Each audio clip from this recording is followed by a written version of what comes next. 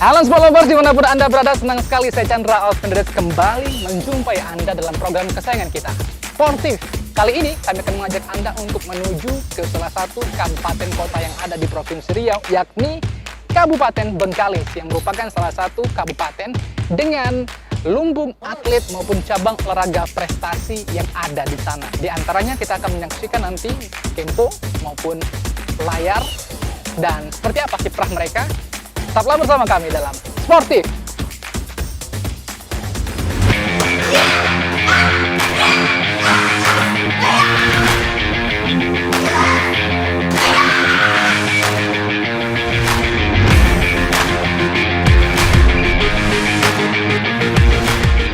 Kabupaten Bengkalis merupakan salah satu daerah dari Bumi Lancang Kuding yang akan berkiprah mewakili Riau di ajang Pekan Olahraga Nasional PON ke-20 Papua. Beberapa cabur diantaranya seperti layar, cabang olahraga seni bela diri kempo, takraw, hingga atletik terus melakukan pembinaan dan persiapan. Peluang medali emas bergaris lurus dengan teknik, strategi, dan target pembinaan yang diperlukan. Keinginan untuk menyumbangkan medali tentu memberikan tantangan tersendiri bagi seorang pelatih. Salah satunya seperti olahraga kempo. Hal ini bukan tanpa alasan. Prestasi juara Kempo Riau di Porwil Bengkulu merupakan salah satu potensi baik atau indikator untuk olahraga Kempo Riau, sehingga di PON nantinya dapat mencapai target yang diberikan. Baik persiapan atlet dalam menghadapi PON, khususnya untuk cabang Kempo, kami memang sungguh-sungguh mempersiapkan atlet ini dengan baik. Malah kami sudah untuk menjelang prapon saja sudah hampir 2 tahun kami mempersiapkan, sehingga kami bisa sukses di prapon dan hendaknya kami juga sukses nanti di PON di Papua nanti. Persiapannya kami rasa memang sungguh-sungguh kami lakukan, tidak ada yang tidak sungguh-sungguh. Dalam persiapan mendekati PON ini, saya menekankan kepada atlet untuk selalu menjaga kesehatan, itu yang paling penting sekali, dan mempersiapkan tekniknya sesempurna mungkin. Kalau ada memang kelemahan-kelemahan, itulah yang kami isi berdasarkan hasil evaluasi kami waktu prapon di Kalimantan dan di Bengkulu. Memang dalam masa pandemi kami tidak bisa semaksimal mungkin dalam menghadapi TC yang sudah kami jalani, tetapi dengan jadwal TC yang begitu padat kami berikan dengan 5 kali seminggu, kami tetap menekankan kepada inti persiapannya dan menjaga kesehatan, itu yang lebih penting. Kami tidak mau nanti pada pas posisi puncak atlet-atlet kami dalam kondisi yang tidak baik. Target kami memang berat pada PON ini karena ada 35 provinsi akan bersaing, khususnya untuk Kempo Riau. Kami ada 2 nomor randori yang kami andalkan, dan kami yakin kami bisa untuk meraih prestasi di nomor ini. Yang untuk nomor putri kami yang saingannya dari Kalimantan. Kemudian untuk yang putra randori itu saingannya hampir sama dan berbeda tipis. Jadi saya tekankan kepada anak-anak kami untuk memasang strategi yang lebih baik, mempersiapkan diri yang lebih baik, dan tidak ada kemungkinan nomor embu yang mendapat medali emas di Prapon Bengkulu itu akan juga berprestasi, karena di dalam PON ini yang terbaiklah yang dari putra-putri Indonesia yang akan tampil. Jadi saya yakin dan optimis.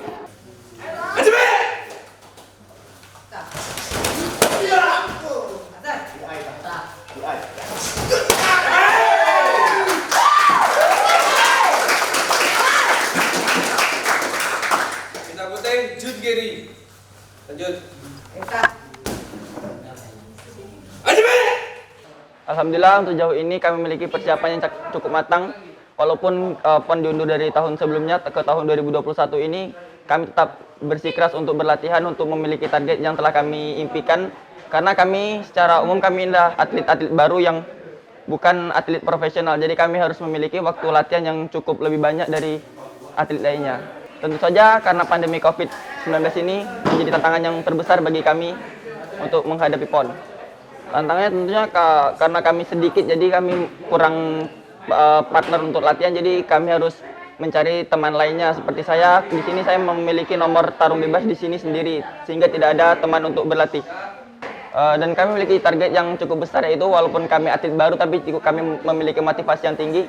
Tentunya kami ingin bawa pulang emas di setiap nomor kami yang kami pertandingkan di PON 2021 nanti. Tentu saja kami memiliki persaingan yang sangat berat, terutama bagi saya yang dulu di Prapon hanya mendapatkan medali perak. Yang pertama yaitu mungkin lawan saya di final kemarin, Provinsi Aceh. Kemudian provinsi yang telah menjadi legenda Kempo Indonesia, diantaranya NTT, Jawa Barat, dan juga Jawa-Jawa. Kalau bagi kami itu sudah cukup, tapi kalau secara keseluruhan mungkin sedikit kurang, karena di sini kami keterjangkauan antara pelatih dan juga atlet yang cukup jauh, sehingga kami harus mengundang pelatih sendiri untuk menambah ilmu dalam kami latihan.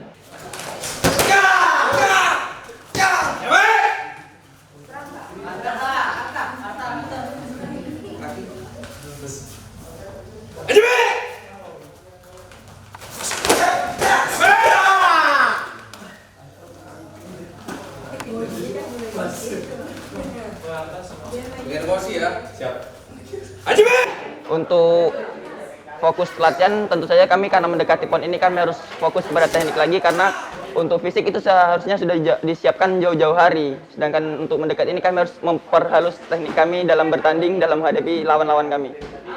Tentu saja kami optimis untuk mendapatkan emas. Mungkin kalau di sana kan takutnya akan seperti yang menggejolak di media sosial tentang keamanan di daerah Papua, seperti keberadaan KBB itu, mungkin kami sedikit.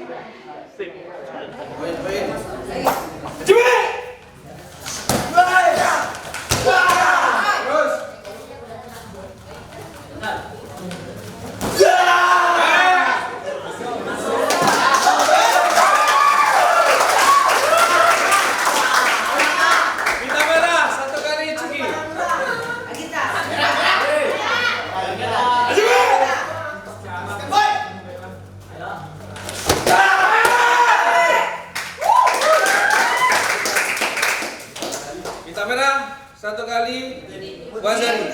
Pita putih satu kali Wazari. Dari depan. Oke. Dua kali Wazari. Dari depan. Siap, Oke.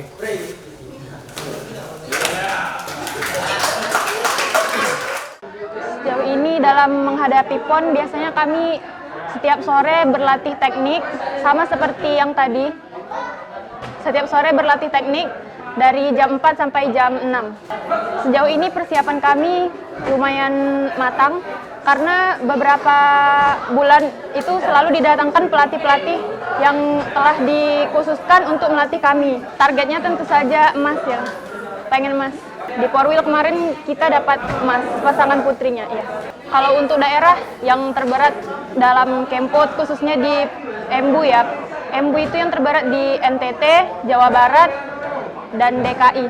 Kalau untuk tempat latihan secukupnya sudah layak, karena dari dulu kita mengikuti kejuaraan-kejuaraan juga berlatih di sini, dan untuk porsi latihannya sudah cukup layak.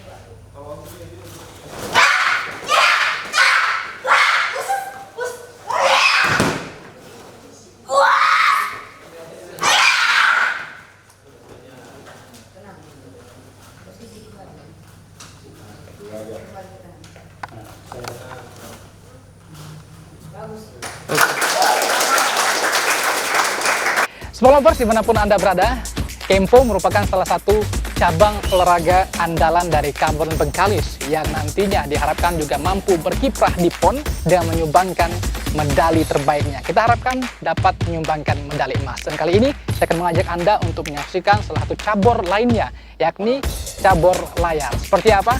Check this one out.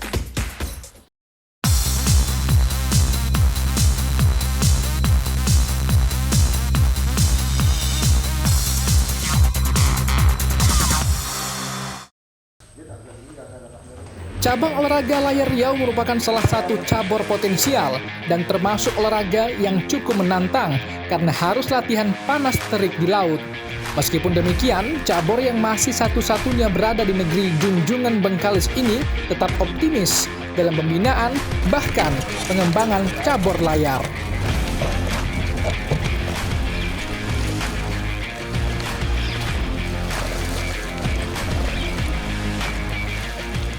Ya, persiapannya salah satunya adalah latihan rutin ya dalam rangka persiapan PON Papua ini, dan TC berjalan sudah dimulai kira-kira sekitar 3 minggu yang lalu, dan insya Allah akan berlanjut sampai 6 bulan ke depan. Yang pertama adalah kedisiplinan, Bang. Yang jelas pastinya kedisiplinan latihan tepat waktu, dan yang terutama adalah latihan fisik, karena layar ini olahraga yang membutuhkan kekuatan fisik yang sangat luar biasa. Ya, dalam menghadapi pandemi ini ya, kita tak terlalu banyak perbedaan sistem latihan karena sifatnya layar ini dia single handed. Artinya dia atletnya hanya satu yang berada di perahu, jadi tidak terpengaruh. Kecuali kalau kelas seperti hobi cat atau kelas laser lainnya itu menggunakan double handed, artinya satu perahu 2 orang atlet, dan itu tidak bisa dilaksanakan latihan karena kan berdekatan. Nah, kali ini karena bersumbung dia tipe single handed, laser 4.7 ini, jadi nggak pengaruh, nggak masalah. Tetap berjalan seperti biasa. Ya, tentu saja target yang kita inginkan adalah medali emas. Walaupun perjuangannya berat karena saingan utama kita di sini adalah yang terberat, yaitu Kepri, Papua sebagai tuan rumah, dan Kaltim, Kutai. Itu saingan terberat secara nasional untuk kelas 4.7 ini. Ya, kalau DKI insya Allah kita bisa lah kalau untuk kelas ini. Yang terberat itu tadi yang saya sebutkan tadi. Namun kita tetap semangat, target medali emas yang kita usahakan, insya Allah. Mungkin saat ini baru 50% lah insya Allah, dan akan terus kita tingkatkan. Kebetulan kemarin waktu bulan Januari ya, atlet kita yang lolos ini ikut kejuaraan internasional di Batam, di Nongsa Batam, kita meraih medali penunggu. Padahal itu diikuti oleh sekitar 5 negara waktu itu. Bahkan Jepang dan Australia ikut, kita tetap dapat medali perunggu saat itu untuk kelas 4.7. Arahan dari pelatih, teknik, bahkan jam terbang terus dilakukan. Selain dengan mengikuti berbagai event-event yang ada berskala nasional maupun internasional, hal inilah yang diharapkan mampu berakhir manis dengan prestasi yang akan disumbangkan Muhammad Slamet.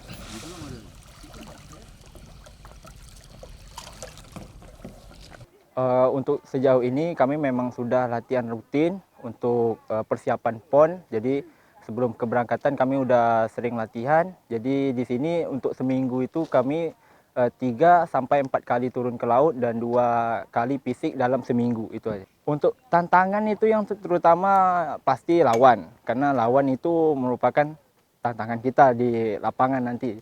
Kemudian untuk fasilitas kami juga menjadi tantangan. Tentu atlet itu membutuhkan yang namanya peralatan sebagai untuk di medan perang nanti, di mana kami membutuhkan persiapan dari awal. Untuk target saya pasti menentukan emas, karena untuk target itu merupakan motivasi kita dari awal untuk membanggakan provinsi, karena kita harus membawa emas itu. Kami untuk ini merupakan di kelas laser 4,7. Saya rasa untuk saingan ada beberapa dari provinsi, terutamanya itu Batam, kemudian atau Kepulauan Riau, kemudian untuk Kaltim, dan untuk Banten juga ada tuan rumah, tentunya pasti sudah mempersiapkan matang di sana. Jadi ada beberapa itu. Untuk sejauh ini kami berharap lagi kepada pemerintah agar memang betul-betul membantu atlet menilai bagaimana kinerja di lapangannya itu, karena atlet itu memang seperti itu. Kita yang namanya alat, kita butuh kemudian untuk kedepannya lagi agar lebih baik atletnya. Saya lebih mengutamakan latihan, artinya strategi di lapangan nanti. Begitu kami di laut sudah mahir, jadi untuk di sana kita harus lebih mahir lagi. Karena di setiap pantai atau laut arena arena pertandingan itu berbeda-beda. Jadi di tempat kita beda, di tempat orang lain juga beda. Jadi kita harus menguasai laut kita sendiri dan laut orang lain.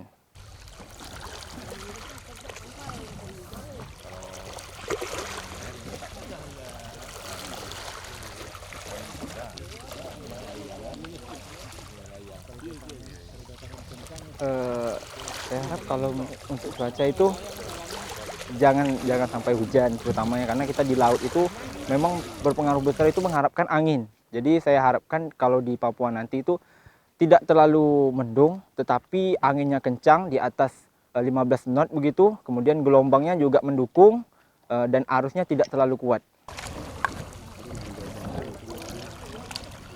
Untuk mendapatkan hasil yang maksimal, dukungan baik secara moral maupun material sangat dibutuhkan.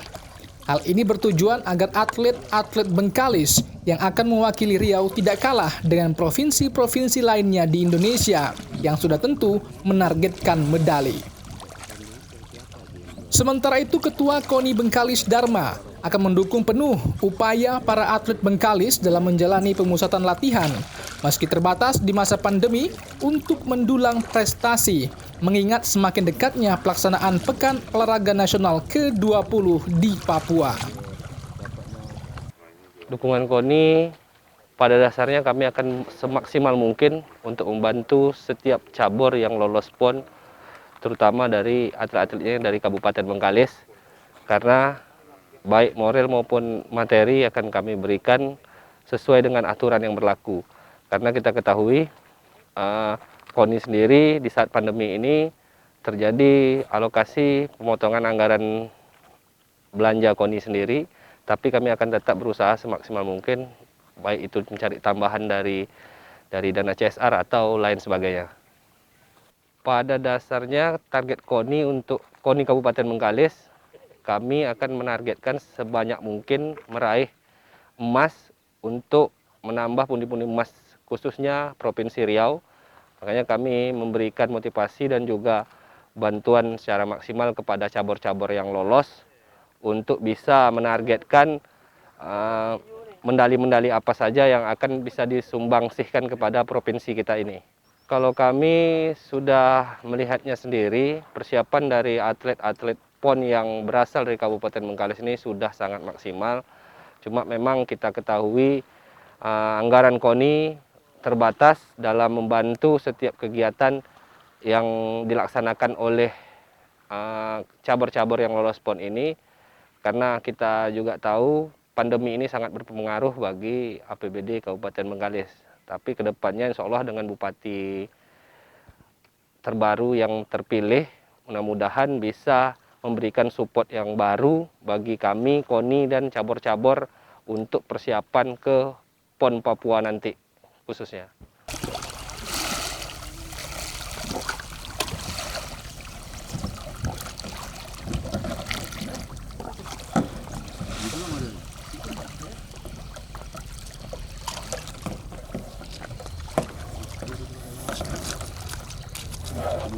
Kendalanya saya rasa itu di cabur-cabur sendiri itu karena kekurangan mungkin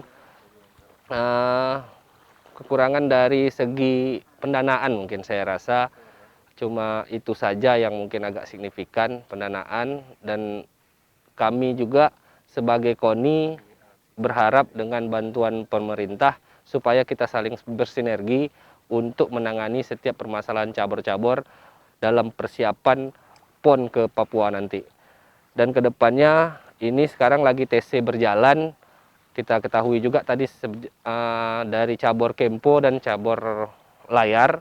Cabur layar sendiri itu cuma ada di Kabupaten Bengkalis ini untuk wilayah Riau. Jadi sedangkan Kabupaten Bengkalis ini dia sendiri mewakili untuk Riau. Dan berharap juga KONI Riau bisa selalu memantau atlet-atletnya yang berada di Kabupaten Bengkalis ini. Karena Kabupaten Bengkalis sendiri kita ketahui jauh dari ibu kota provinsi. Saya berharap juga KONI provinsi bisa selalu turun menyaksikan atlet-atlet kami Kabupaten Bengkalis ini yang akan mewakili Riau. Untuk selalu diberi motivasi dan diberi support baik materi maupun moral. Kalau saya kemarin strateginya cuma berharap dengan juga bantuan pemerintah. Saya sudah berbicara sama setiap cabur-cabur yang lolos PON. Kami dari KONI akan memberikan bonus yang lebih kepada atlet-atlet peraih medali emas. Mungkin bonus itu bisa dibesarkan 2 kali lipat ke depannya dari PON sebelumnya untuk peraih medali, dan juga mungkin bisa kita membantu atlet-atlet tersebut untuk mendapatkan pekerjaan tetap setelah dia meraih medali emas sesuai dengan peraturan undang-undang yang berlaku. Setahu saya sebelum ini di Jawa Barat kemarin kita termasuk rang 10 besar, kita peringkat ke-7. Jadi di situ ada Jawa Barat, Jawa Timur, DKI sendiri, terus ada Kalimantan Timur, di bawah kita ada Papua. Jadi sekarang ini dari 8 besar itu kita ketahui Papua sebagai tuan rumah menjadi saingan terberat juga bagi kita ke depannya ini. Otomatis Papua akan ngotot untuk meraih peringkat yang lebih lagi daripada kita. Jadi segala persiapan kami kemarin sudah rapat di KONI Provinsi. Kita ketahui saingan ini sangat-sangat berat di masa pandemi ini. Tapi kita akan berusaha semaksimal mungkin bagaimana bisa atlet-atlet khusus Bengkalis ini sebagai penyumbang medali terbanyak untuk Provinsi Riau ini. Dampaknya sangat banyak. Yang seperti saya utarakan tadi, dari segi pendanaan itu sangat-sangat berpengaruh besar. Karena olahraga ini sangat-sangat butuh dana besar.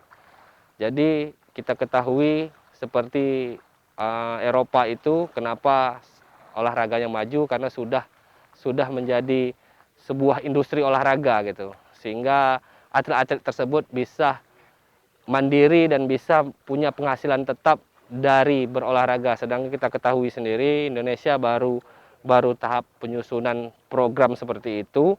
Apalagi kita di daerah, kita masih sangat butuh bantuan pemerintah dan bantuan pihak-pihak swasta yang mau berpikir bersama-sama untuk membantu olahraga, khususnya atlet-atlet yang akan berjuang membawa nama kabupaten, bawa nama provinsi maupun nama negara. Karena cuma ada 2 yang bisa bendera kita berkibar di negara lain, itu salah satunya melalui olahraga. Beberapa cabang olahraga selain kempo maupun layar telah dipersiapkan untuk menghadapi PON maupun ajang-ajang olahraga lainnya. Kabupaten Bengkalis dengan potensi lumbung atlet dan olahraga andalan diharapkan mampu terus mengembangkan olahraga prestasi dan membuat olahraga di Riau semakin gemilang dan terbilang.